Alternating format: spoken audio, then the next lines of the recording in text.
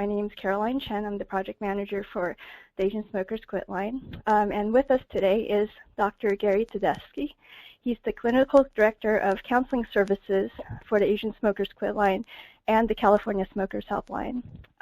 Gary holds a PhD in clinical psychology from the University of Missouri in Kansas City, and he's been the clinical director since 1994 at the California Smokers Helpline, and that was the year that the Asian lines began here in California.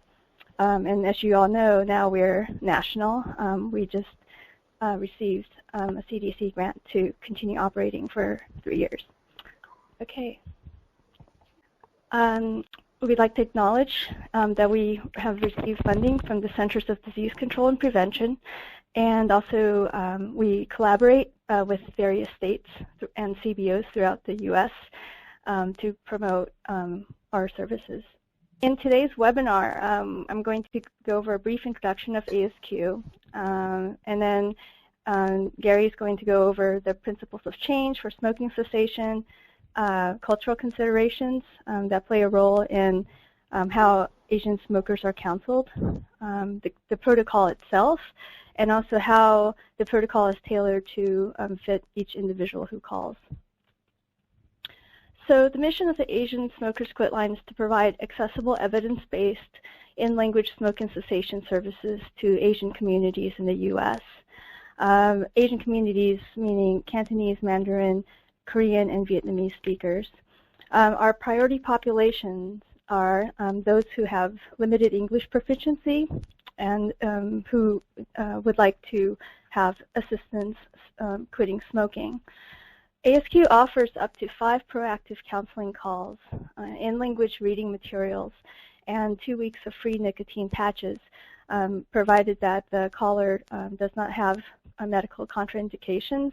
And if they do, we would need the approval of their primary care physician for them to receive the medications.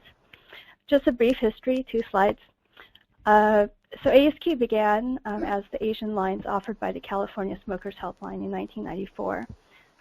Just an aside, the California Smokers Helpline was the first publicly funded quitline in the United States, and it was founded by Dr. Shu-Hong Zhu, who's our principal investigator. So after 15 years of operation, there's a study that Shu-Hong did about whether Asian language speakers were actually using the services, because there were some preconceptions that Asian speakers will not call. Counseling is not something that they would use as a service. Then there was a study, a randomized control trial from 2004 to 2008 that showed that actually the efficacy, that the protocol was efficacious. And then the question of whether such a service would be feasible in other states was answered by a multi-state study involving New York, Texas, Colorado, Washington, and Hawaii from 2010 to 2012. In 2012, the Asian lines at the California Smokers Helpline was expanded and began providing service in all 50 states. And just a few weeks ago, we received funding directly from the CDC to continue operating nationally. Okay. Oh. What happened? Okay. Okay, so now I'm going to turn the slideshow over to Gary. Okay, thanks, Caroline. You okay? Sorry. Oh, there's one other thing. We encourage all of you to ask questions during the webinar, because we've dedicated this webinar just for you all in New York City. So you have control of the phone. Whether or not you'd like to ask a question, just simply unmute, ask a question. We really encourage you to ask Gary, ask me. If I don't have the data right away, I can get it to you later. And so now it's okay. Now Gary, thanks. Okay, great. Thank you, Caroline. Oh, can everyone hear me okay? If someone Yes. Yes, great. Okay. Well, good afternoon, everyone. Actually, it's morning here, as you know, but I'm just really pleased to be here with you today.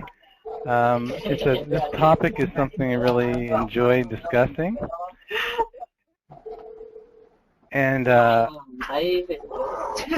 actually can hear quite a bit of background discussions going on. So if you could mute your phone until there's a question, that would be great. Thank you. Okay. All right. So I think I'm going to go ahead and get started. Again, I was just saying that this is a topic I very much like to discuss. I have quite a few slides, so I'm going to move through them fairly quickly. And although there's a lot of information, I do want this to be as interactive as possible. And as Caroline said, it's really kind of a nice opportunity to do this webinar format with open lines, because usually there's a lot of people and we have to use a chat box. And so we'll see how it goes in terms of jumping in with questions at any point along the way. So I'm going to start off broadly, talking about the principles of change for smoking cessation, the way that we think about them. When we started thinking about developing a protocol for Asian language smokers, well, our starting point really was, well, let's think about how people change, and that we believed that there were really more similarities in how to help people change than there were differences. But as we thought about creating a protocol specifically for our Asian language clients, we thought, well, there would certainly be some things that are different culturally that we need to consider. And so we put together a protocol and tested it and found that it was effective, as Caroline noted. So I'm going to start off today talking broadly about change and then more specifically about the Asian smokers Quitline's protocol.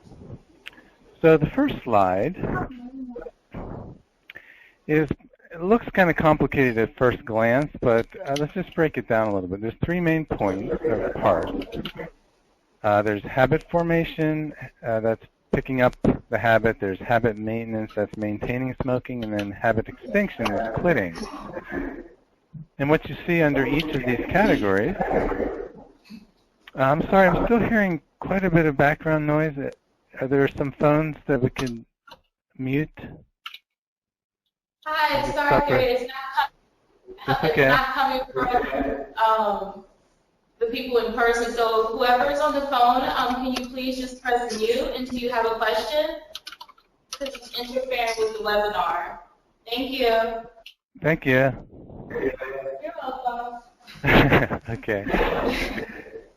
Great. Okay, so in each of these three categories, you'll see a box and an oval shape below them with the same words on there. Utility with three words that go underneath that and self-image. So I'm going to talk about habit formation first. That is why people actually start smoking. And there are things like what are called self-medication or just getting the effect of nicotine, and that's something that's desirable or pleasurable. Hi. I'm going to stop for a second. Yeah, can we stop for a second? I can hear like tapping on the keyboard. Can everybody make sure that they're muted? We'll just pause right now and everyone mute. You know, is it possible for us to mute all phone or all lines and then I could stop periodically? That would be another way to go. Okay. We could. Yeah, let's do that. Okay. All right. Sorry, Gary.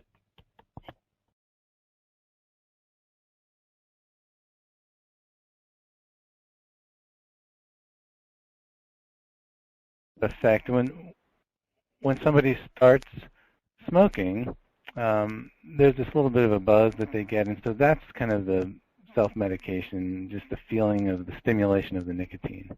Instrumental has to do with it serving some purpose. The cigarette serves a purpose, like helping them feel more able to talk in a conversation or to feel cool or something like that, holding it in their hand.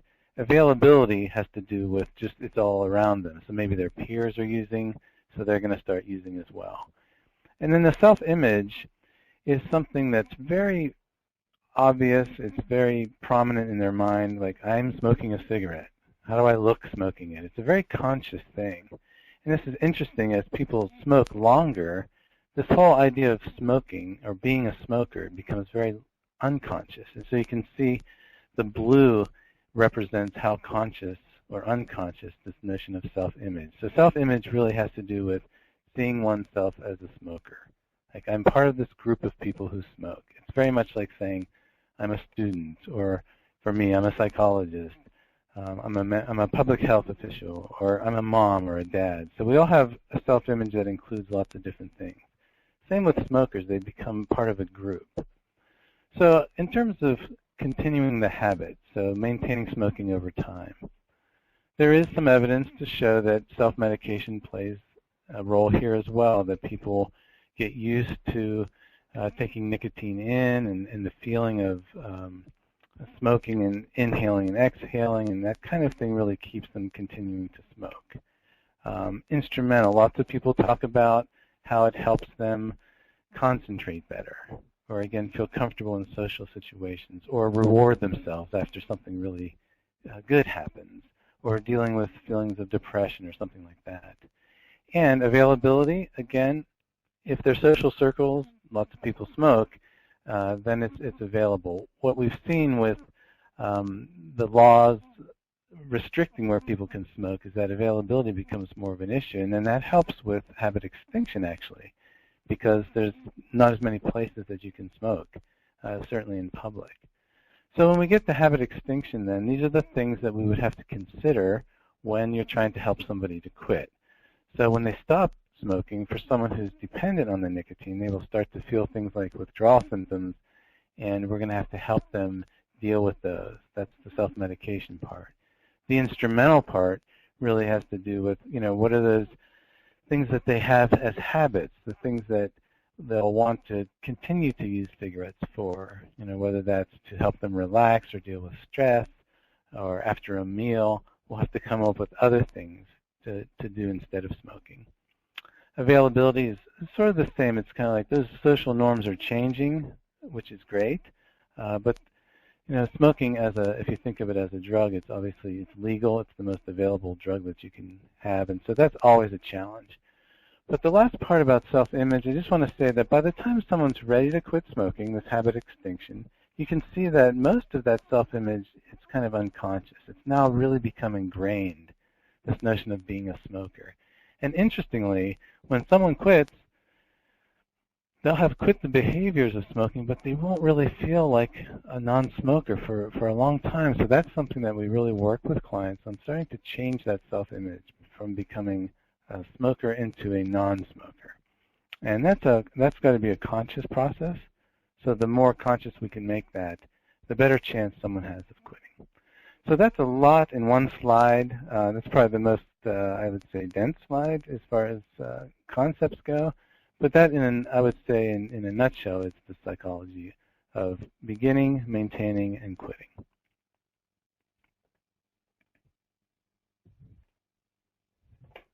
Okay, so I'm going to move on to the next slide here. So I've started to address this already, this question, what makes it hard to quit and stay quit? Because most people who smoke will say, this is really, one of the hardest, if not the hardest things I've ever had to do. And we can look at it in two main ways. And this is I've heard this referred to as the two-headed dragon. So on one head is the physiological dependence, on the other head is psychological dependence.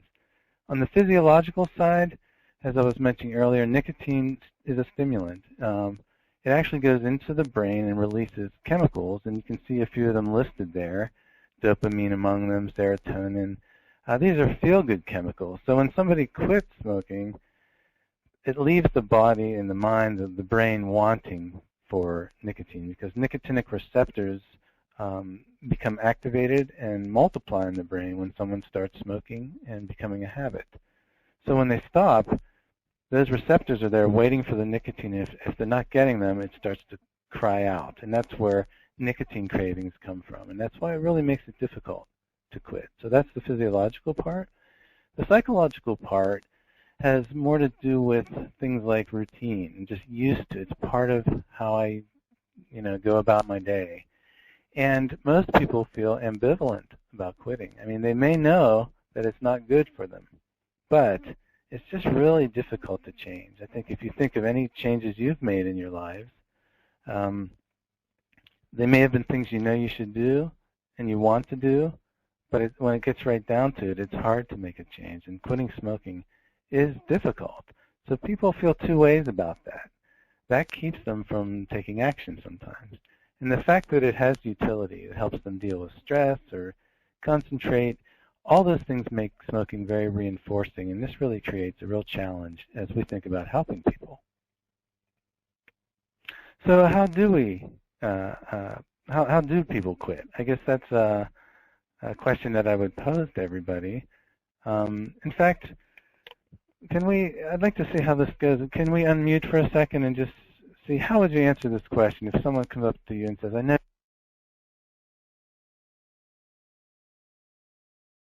the main things that are needed for people to be able to quit. Does anyone want to throw out an idea? I have ideas. So people quit by counseling, talking to other people, motivation from friends and family members, as well as using NRT. Okay, great. Okay.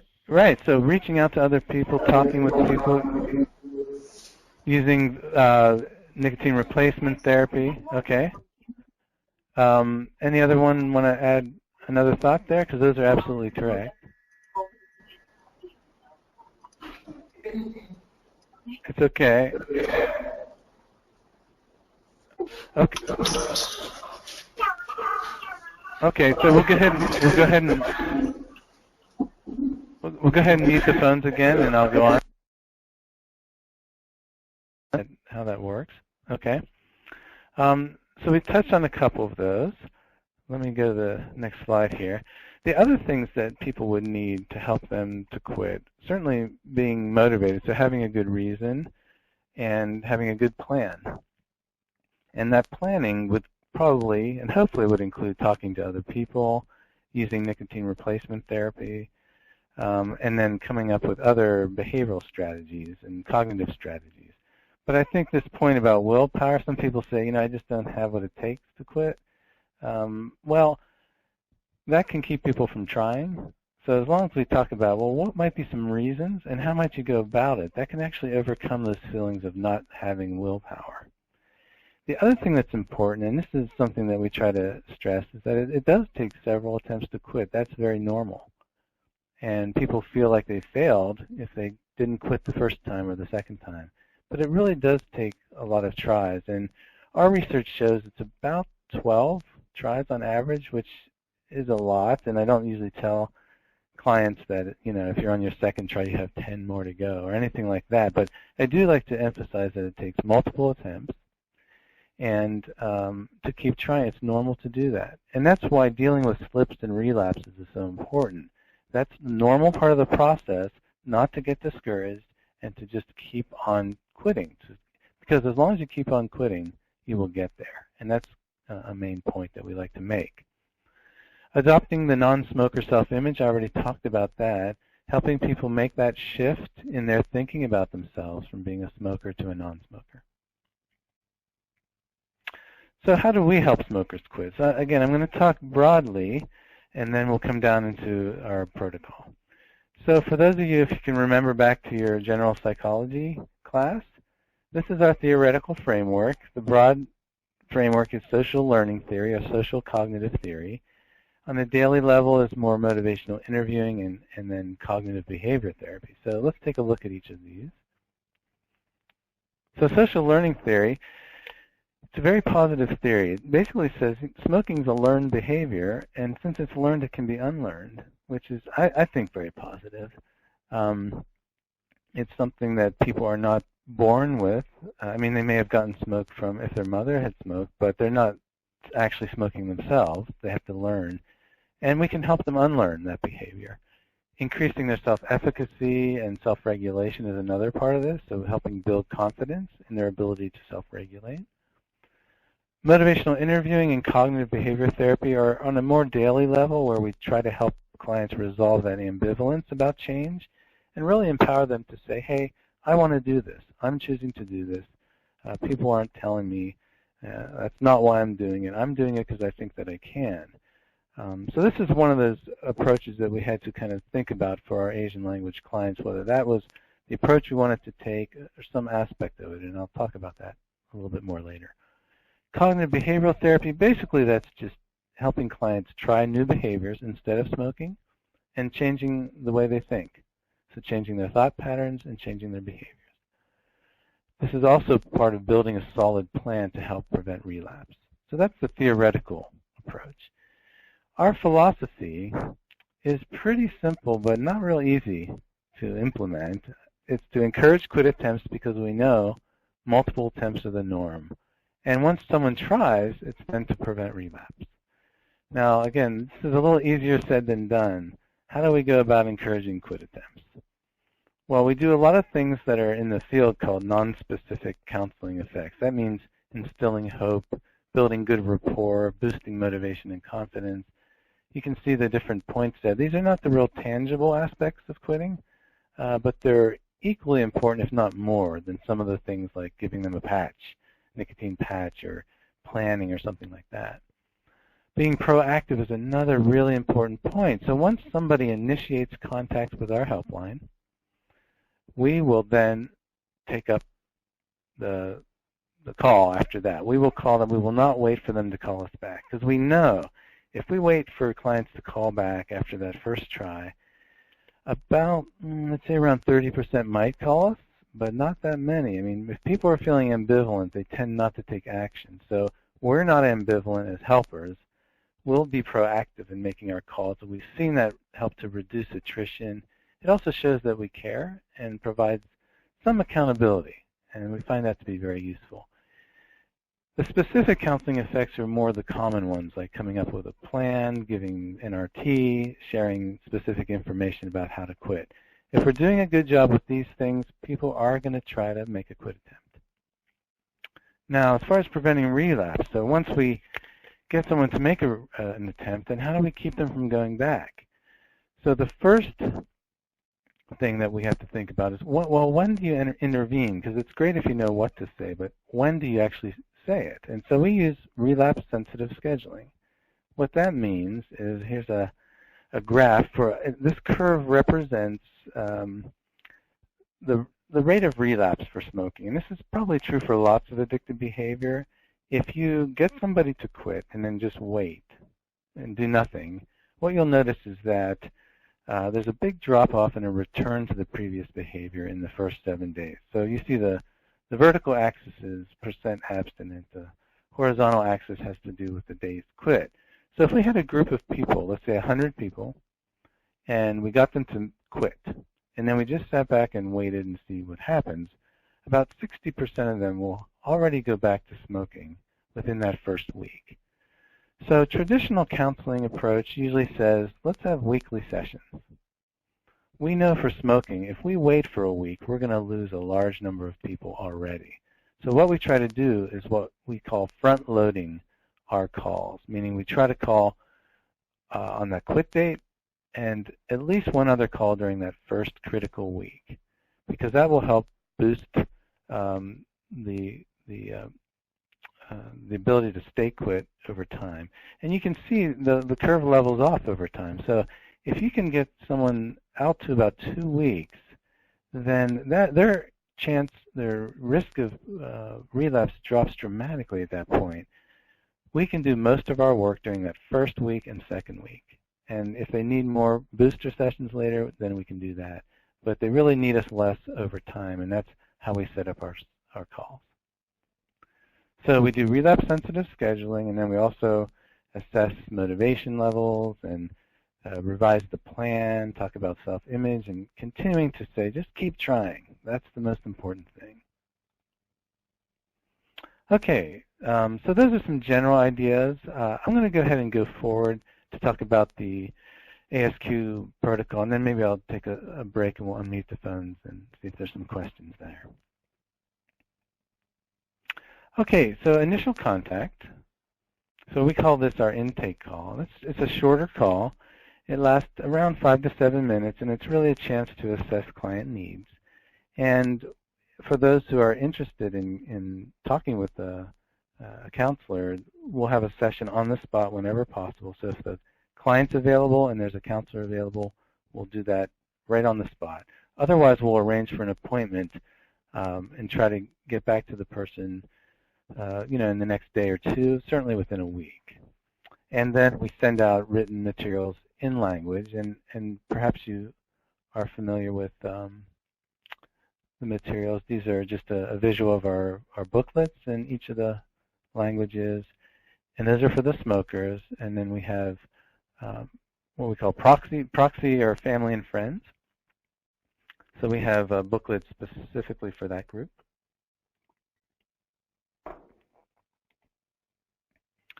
Now the counseling calls are a little bit different. So there's the first call. That's longer. That's our longest call, really, about 30 to 40 minutes in length, and that's focused entirely on preparation to quit. Then there's proactive follow-up calls. So again, we take the initiative to call after someone makes a quit date, and that's up to 4 calls. And those are shorter. They're really check-in calls just to see how it's going and to rework the plan as needed. They can go longer. It's based on our relapse-sensitive schedule, so we try to get a call at the quit date sometime during that first week, and then again around the second week point. And there's some check-in calls that can happen in between. And if clients want more calls, then we will provide them. The focus there, of course, is preventing relapse. Okay, so I'm going to just stop there. Can we unmute the phones just for a second and see if there are any questions about the sort of theoretical part? Are there any questions on that?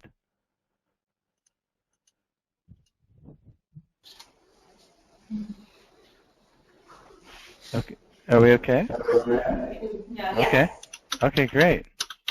All right. Unmute. Thank you. Okay, so we've been talking about these general principles that we work with all our clients in this way. These general principles of change. But as we were developing our protocol for ASQ, we knew that we would need to consider some other things, particularly around culture. And so I wanted to talk about that now. So we had 2 main guiding principles. The first one is how we present the services. The second is how to keep clients interested in continuing to talk with us. So in the first area, how we present the services, one thing that we talk about, because we know that it's not particularly common for Asian smokers to seek out outside help, and certainly just talking to someone over the phone, that we would have to describe our services in terms of there's a particular expertise, there are advisors that can help, people that have helped others succeed who answer the calls and can talk in language.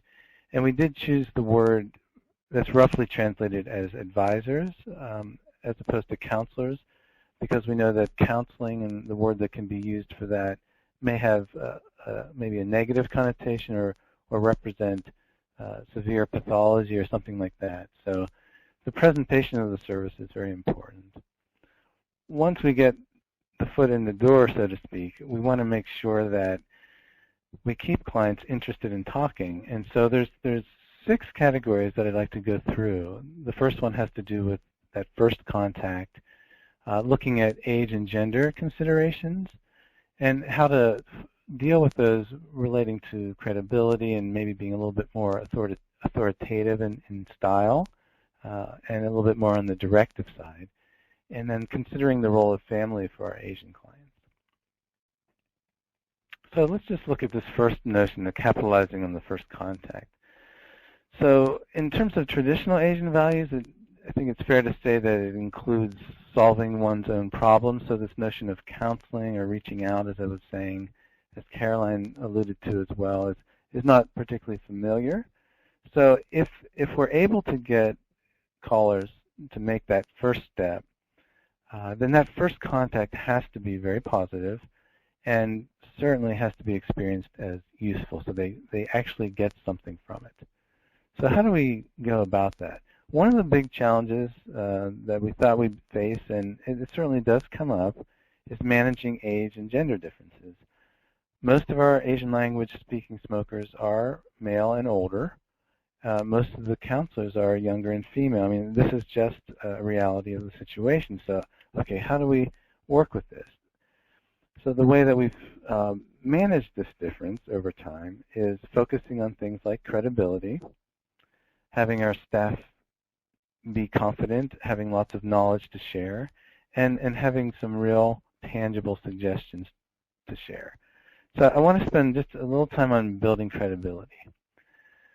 So we know this is critical for increasing clients' willingness to engage with us. And there's two main types. There's ascribed and achieved credibility.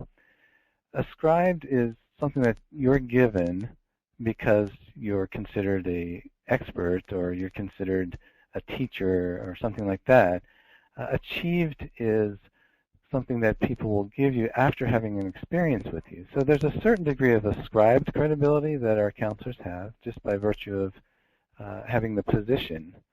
But if that doesn't match with the experience, then the achieved credibility will not be there. So both of these things need to be there. So one of the ways that we focus on this is a wonderful concept. I remember learning about this actually many years ago. Stanley Su and Daryl Wing Su, psychologists, very prominent in the Asian psychology community, talked about gift giving as being an important concept for Asians in general, the notion of being able to give something. You know, we can't provide necessarily a gift, a wrapped, a nice present, something to bring to the interaction that's traditional, in the traditional sense. But the experience during the counseling call, we focus on trying to provide gifts such as, if there's anxiety, being able to help reduce that, or confusion about things, clearing that up, giving information, helping build skills and being able to quit, and setting really tangible goals. Those kinds of things we consider in counseling as gifts. And so that helps to build credibility. As far as the way that we go about presenting ourselves, assuming a bit of a more authoritative role. We know that clients who adhere to traditional Asian values have an expectation of a bit more of a hierarchical structure, and that there should be a degree of expertise from the advisor. So our counselors will meet these expectations by coming across, again, as confident and mature, having familiarity with the culture, saying things that indicate experience, like in my experience,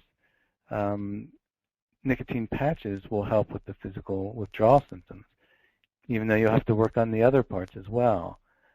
Or we know that using deep breathing or chewing on a straw or a cinnamon stick or something like that has helped people to reduce their cravings. You know, so indicating that they have expertise, and offering immediate guidance and solutions. Those kinds of things have helped to meet those expectations. And how directive should we be? Again, our Asian language clients as a whole, I would say, expect to be advised how to go about quitting. Whereas with some of our other clients, our non-Asian language speaking clients, we may really try to draw them out and come up with their own plan. So we're always trying to walk that line of giving information, how to do things, but also finding out what the client wants for themselves. So advice, educating, we really try to have the counseling being problem-focused, and thereby helping to relieve any kind of anxiety or symptoms that may be related to quitting. And then finally, but very importantly, is considering the role of family. We know that important to Asian families is this notion of collectivism as opposed to the individual is most important. So there's placing others' needs ahead of one's own or having an obligation to the family. So that is built into our protocol. So we have these themes, things like we talk about how quitting smoking is a wonderful example to children to show that that's something that we don't want to have as part of the family. And by doing that, extending our life expectancy, to be around for family, to be supportive there. And on a very practical level, just protecting family from secondhand smoke. So we really work to build that into the protocol, and along the way we're checking about what kind of support clients might have and can expect from their family members. And that's a whole other matter which I'm going to just spend a few minutes on in the actual protocol itself.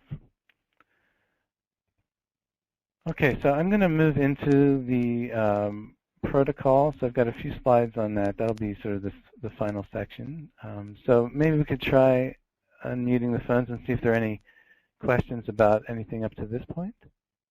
Yes, I have a question. So are the counselors, are they actually counselors? Like, did they go to school for counseling, or are they just people who were trained specifically for the Asian Smokers Quitline? Okay, that's a great question. So we have counselors across the range. All of our counselors have at least a bachelor's degree in psychology or a health-related field. There are a few of our Asian language counselors who are in an unrelated field, but they have had some experience in helping people in various situations. Regardless of the background that they bring in, they go through a very intensive 48-hour in-house training for smoking cessation in general, and then a very specific one-on-one training with a veteran counselor, Asian language counselor, as they begin to work on the Asian line. So there's a range of backgrounds, but they get quite a bit of in-house training in preparation to work with our ASQ clients. Okay. I have a question. We have another question. Yes? You mentioned that basically in terms of the counselors that are available, it tends to be young Asian language females, whereas the demographic you mostly deal with tends to be older Asian language speaking men. Yes, as a rule, that's true. Right. So I have two questions. The first one being that would it make a sense in trying to maybe recruit to reflect the demographic being served, maybe a few more older Asian language speaking men, so at least you have that in the pool? Yes. So that is certainly a goal of ours each time we look to hire and increase the staff, because we recognize the importance of that. It's been a bit of a challenge, I have to be honest, but that is definitely a goal of ours. Yes. So you're saying that it's something you would like to do, but doesn't sound like it's necessarily part of the main plan right now, is it? So it's something that we aim to do, and we do have a few older Asian male counselors on staff. So if in that case a client says, I really need to speak with a man who's older, then we're able to accommodate that as much as possible. But as far as our hiring, we're always looking to increase that and just have more of a diverse staff. So that is part of our overall plan. I just wonder, if somebody call a different language other than Cantonese or Mandarin, do you guys have any support, or you guys will be there? Oh, man, I'm really having trouble. Yeah, does someone have can we put it in the chat box? Yeah. Can so we'll try out. Can you hear me, Carolyn? Yeah, I can hear you better. Okay. It's echoey. So from what I'm hearing is that Ken is asking that since you have that you support Cantonese, Mandarin, Vietnamese, and Korean, what happens if somebody speaks Fukienese? Do you reject those speakers who only speak Fukienese? Yeah, how do you support them? I see. Other dialects. Like what happens when somebody with another dialect calls? Okay, so yeah, so in that case, there's two options that we have. We would ask if there's a family member that we could have an English-speaking family member, and we could do translation on the spot there, or we have our international phone services. It's not ideal by any means, but translation services that we use, there's a little bit of a delay, but at least we don't say, oh, I'm sorry, we can't help. We would try our best to accommodate, probably in most cases using some type of translation services. Has there been a significant amount of patients who called into ASQ that did not speak one of the languages that you provide? To my knowledge, that has not happened a lot, but I don't know, Caroline, do you know any numbers on that? Actually, I don't have numbers on that. I just have numbers on the Cantonese and Mandarin, Vietnamese, and Korean callers who we serve. It's a good question. Anecdotally, I would say that does not happen often, but we could probably look at that and get some numbers. Yeah. So I'm going to go ahead and move through the initial session, and I'm spending mostly the time on the initial session because the follow-up sessions would have similar ideas and concepts that we would incorporate. So that first part of the initial session is really a treatment overview, providing some rationale, and it's a chance for us to do that credibility building. So what can the client assume they can get from the call itself? So we talk about being operated through UCSD, University of California, San Diego School of Medicine, and that we use an empirically validated approach that others in the U.S. have used and in Asia. So we hope this instills hope and creates expectations that this is something that will work. Motivation is a big topic, as I've mentioned before, so we'll be checking, intrinsic versus extrinsic, and whereas many of our other clients, non-Asian speaking clients, we might focus a lot on intrinsic motivation, like what's your personal reason to quit. We'd really spend a lot of time on the extrinsic motivation here, where family is often a big motivator, or children. So we do spend time on the side of extrinsic motivation. Health considerations is something that we talk about with everybody, but we like to get a sense, because some of our Asian language clients, we try to determine what their understanding is of the relationship between smoking and illness. And we do hear some of our clients talking about how smoking actually is protective from illness, that bringing in the smoke helps the body stay in equilibrium, and that when you quit, it disrupts that. So the experience of feeling sick after quitting, oftentimes the withdrawal symptoms are misinterpreted as, see, if I quit, it's throwing my body out of whack. And in a sense, that's true, but it's not because smoking is protective. It's because the body's not getting what it's used to. So we spend some time addressing health-related issues. Most people have tried to quit at some point before, so we explore when they tried last, longest, what kinds of things worked, what didn't. And then for this clientele as well, sometimes issues of shame come into the picture because they feel like they told someone they're going to try to quit, and then they weren't able to stay quit. And that's where this is our chance to be able to reframe those past attempts as successes rather than failures, that it takes multiple attempts. So this is an opportunity really to address, if they're feeling any kinds of feelings of shame, that we can try to reframe that as much as possible. And learning about what they've tried before, what they know about how to quit, so giving them information about nicotine replacement therapy, what those options would be, that's something very concrete that they can take from the session. I would say one of the most challenging aspects of quitting for our ASQ clients would be the environmental influences, particularly the social norms around smoking. We know that a lot of the trigger situations include social or work events where there's sometimes an expectation that people smoke in groups, at work. Certainly when we have our immigrant clients who go back to their home country, their country of origin, being faced with high smoking prevalence and sometimes being given cigarettes as gifts and things like that. This has been a really particularly challenging situation. So we found that getting support from non-smoking relatives or friends, or smoking friends or relatives who are supportive of quitting, and trying to avoid as much as possible situations where cigarettes are offered. And that's not always possible, but in some cases we've had clients accept a cigarette that's being offered but not ever lighting it. And that might seem a little bit strange, but that has worked for some people. Or just giving a personal reason that's related to physical health, like my doctor told me to quit, or related to family. I promised my children I wouldn't smoke anymore, as a way of being able to not accept the cigarette and still not be experienced as insensitive.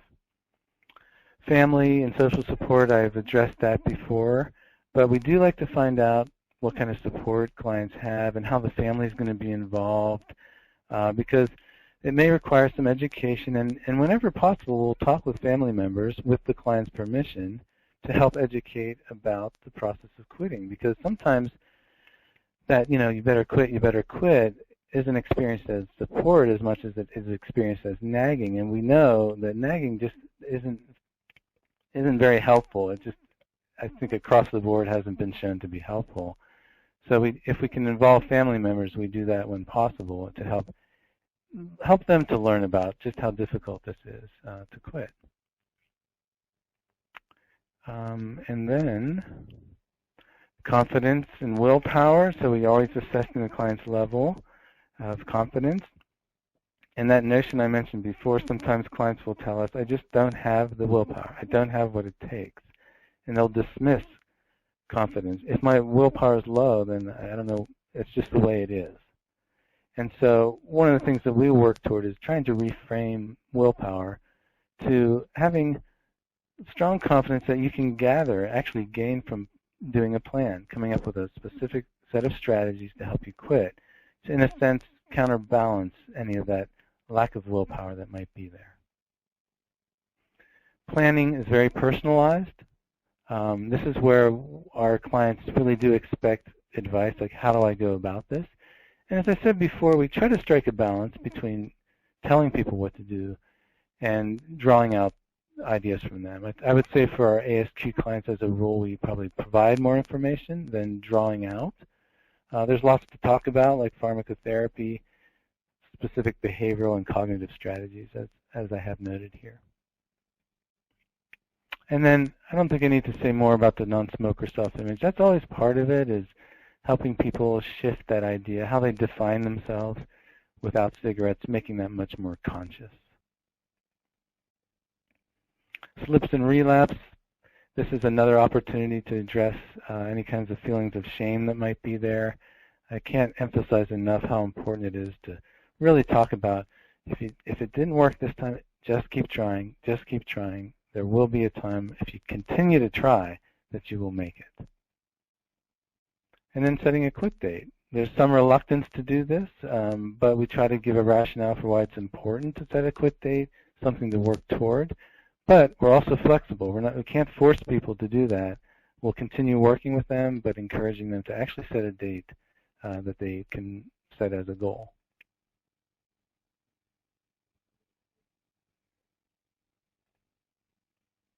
Okay. Looking to advance the next slide here.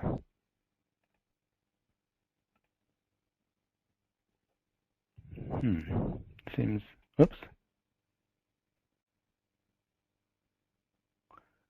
Okay, so that's just a summary of the topics that we just went through. That's just one slide that has all the different topic areas from that first call. And then our follow-up sessions, I'm not going to go through all of these. I just wanted to put them up on a slide because we'll address these things in very similar ways that I had talked about all along today. We'll want to find out how they're doing. So these are, talking to them on their quit date, or maybe 3 to 7 days, 4 to 7 days into their quit, and again at 2 weeks. How's the plan going? Do we need to change that at all? How's your motivation level? Talking about how to maintain that change over time. So there's lots of things to address, and those calls are generally shorter, but I would say the spirit of what we do in that first call finds its way in all aspects of our follow-up calls. Okay, so one last slide here. So having said all that about what we do to help people change and what specifically we focus on for our ASQ clients, I wanted to sort of leave you with the thought that even with all those things in mind of things that we would consider for the group in general, we do know that all these behavioral principles have broad application. And when we did our randomized trial, we did use the same protocol across the 4 languages translated into each language, and all of them were shown to be effective. So I guess my final thought here is that while group-specific interventions are important, so we're considering the group, we have to always recognize that there are differences within groups, so individual differences. And so we're always looking at who are we talking to. We want to consider the overall goals for the group, but at the same time, someone may not be in line with those goals. And so we want to tailor all of our counseling to the individual, and that's our basic philosophy. Okay, so I will stop there. I think we have a few minutes left. I think Caroline has a few slides, but we could also take any more questions.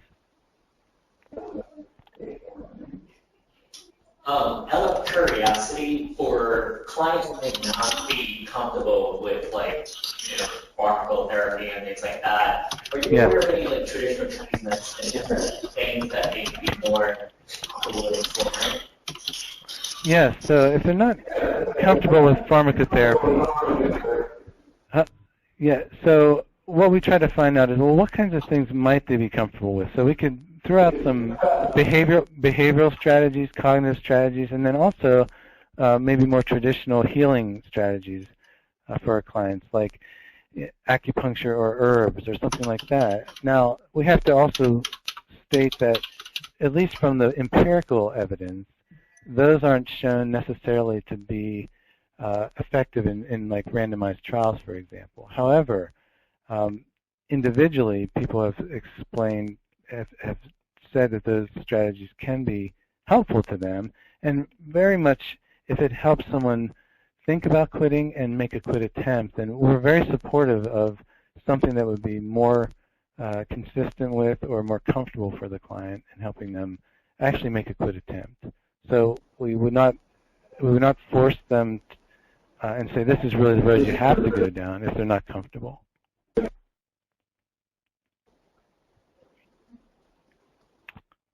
Do you have the referral numbers for patients who refer to ASQ from New York specifically?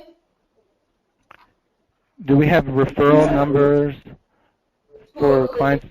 Oh, you mean referrals to other services like that? So referrals to ASQ for New York specifically. So how have we been using or utilizing ASQ? Oh, I'm sorry. Someone is just asking me a question. Hold on, just a second. What? Oh, okay. I'm sorry. Caroline just came over to my office and said that they had got disconnected, I think, so they're going to get back on. Okay, so I'm sorry. So the question was, do we have referrals specifically for New York? And then I kind of missed the last part of it. So the numbers, like how has New York been in terms of utilizing ASQ? Oh, the numbers, yes. And when Caroline gets back on the line, I think she can provide those for you, if we can hold just a second. Okay, thank you. Yeah, thank you. I'm going to go ahead and forward to, I think she has just a couple more slides, and then she can address that when she's back on the line. I'm sorry about the technical problem here. Yeah, okay, hi, can everyone, can you all hear me? Okay, so, okay, Caroline, great. there was a question. Caroline?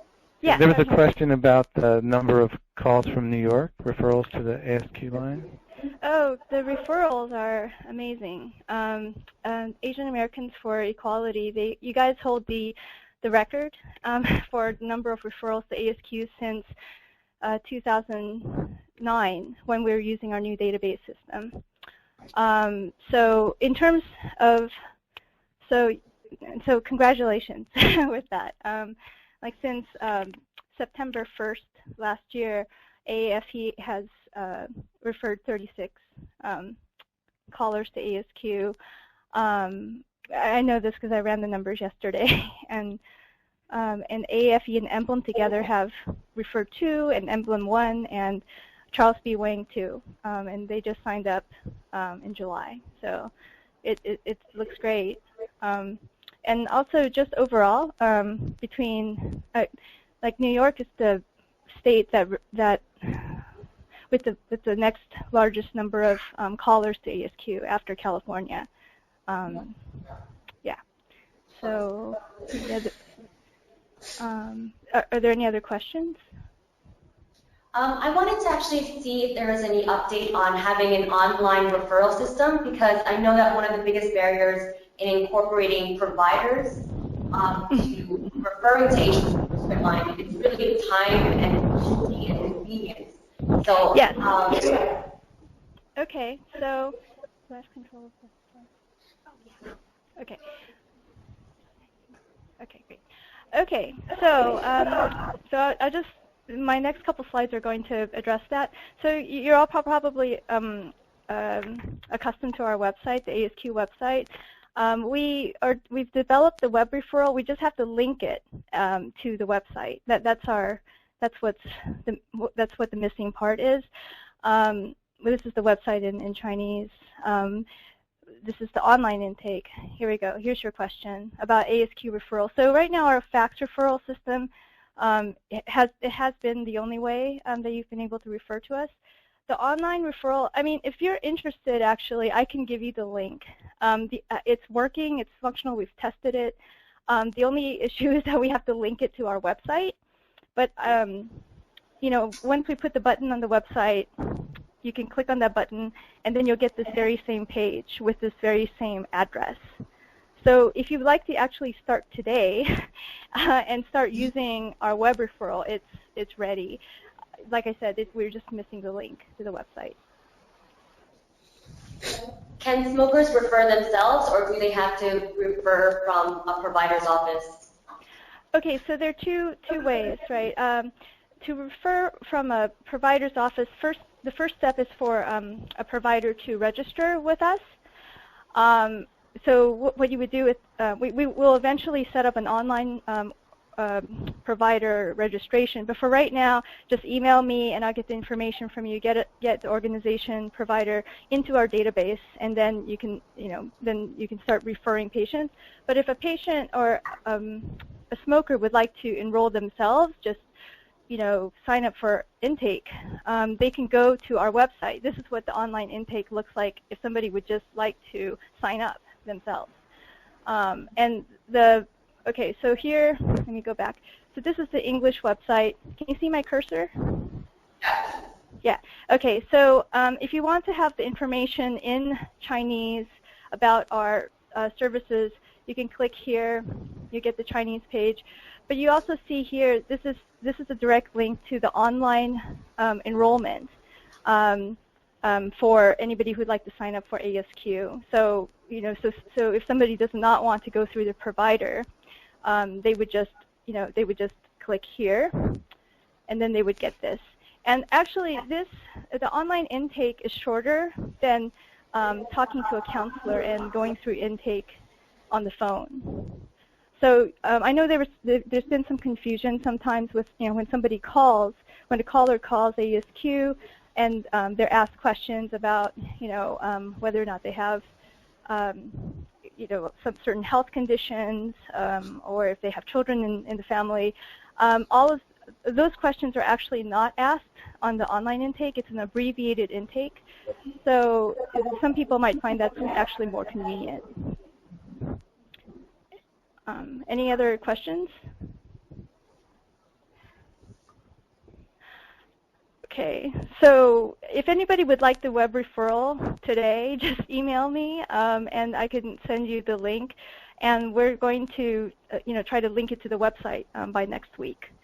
And I just wanted, there are a couple more slides. I know we're running a little over. Ebony, you had asked me about leveraging resources, and I just wanted to address that question. if you're a provider, you have a lot of Asian language patients who smoke, these are some ways that you can, incorporate ASQ services into what you provide your patients. The ask, advise, refer intervention is one way. You can ask your patients if they smoke, if they use other tobacco, advise the ones who are using tobacco to quit, and then refer them to ASQ on the spot as a warm transfer, meaning make the call for them and just hand them the phone by fax referral or by web referral. And I know that NYU has already incorporated this, incorporated ASQ into their community service plan, which is awesome. We also provide lots of free materials and advertising, posters that you could just call, email me and that I could send you. Putting up posters in your clinic, in your waiting areas. The little card here, down here, it's a wallet card. It's about the size of a big business card, and it has all the numbers of our lines on there, and as well as the links to the in-language websites, which would then link to the online intake. And also, use ASQ as a networking hub. I know you all are in New York City. We really wanted to do this with you guys today because, you've been referring so many callers to ASQ and serving your community so well. But we also have contacts in other parts of the U.S. and if all goes well, then we're going to start reaching out to Texas and and strengthening our ties in Orange County. And maybe some of these organizations have similar missions as you do, and maybe we can all get to know what we're doing and help each other more. So using ASQ as a hub. And so that's it. Oh, right. And so okay, and so that's about it for our webinar. I was just told that we're going to have an eval, and Ebony, if that's all right with you, could you send the link to the evaluation out to everybody who attended? Great. And I just wanted to say thank you to the team at ASQ, specifically you, Carolyn. You coordinated this and put this all together for New York, so thank you so much. I want to thank Peter and Mental Health for allowing us to use your space for this. So thank you. And once again, I want to acknowledge Ken because he has the #1 referral to ASQ from New York. Yes, it's 2009. Great. It's 2009. Next year will be much better. Thank you for everyone for coming in person and our callers on the phone. This is a great resource for ASQ to take the time out really early in California to do this. So we want to thank you as well. Thank you. And thank you, Gary, for coming and helping ASQ and telling our partners in New York about the clinical guts of what we do here.